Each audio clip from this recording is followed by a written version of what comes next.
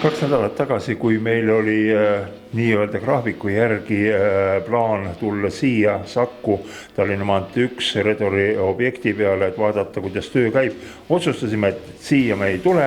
Läksime hoopis Tallinnas Interno plaadimajja uurima, milline plaat saab siin sellel objektil siis vannitubades, duširuumides seinas olema.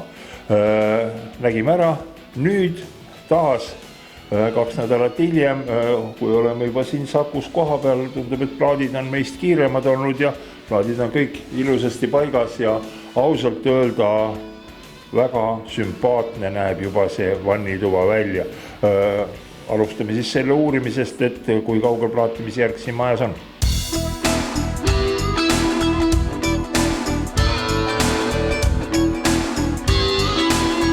Harri, kas kõikides korterites on järg sama kaugel, et vannitoad plaaditud?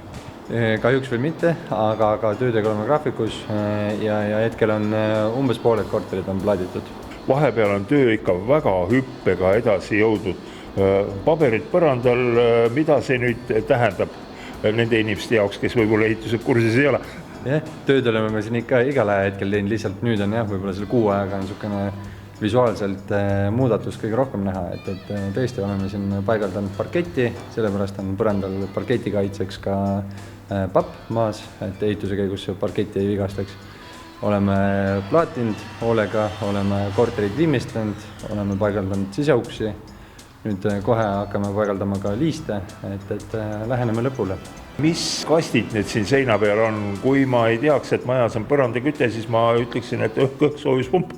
Jah, õhk-soojuspumbaga on tegemist, aga need pole mitte kütte eesmärgil, aga on siia paigaldatud jahutuse eesmärgil. Kortermajas on enamustes korterites ka jahutus. Õues naised noorikud istutasid juba rohelist. Just nii, viimane hetk istutada taimeid ja teha ka muru külv ära. Aga esimesed korrused, kuidas seal tööjärg on?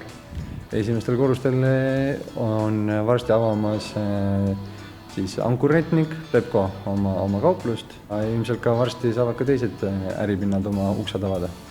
Ning lõpp jõuluks? No päris jõuluks ilmselt mitte, aga aasta lõpus küll, jah.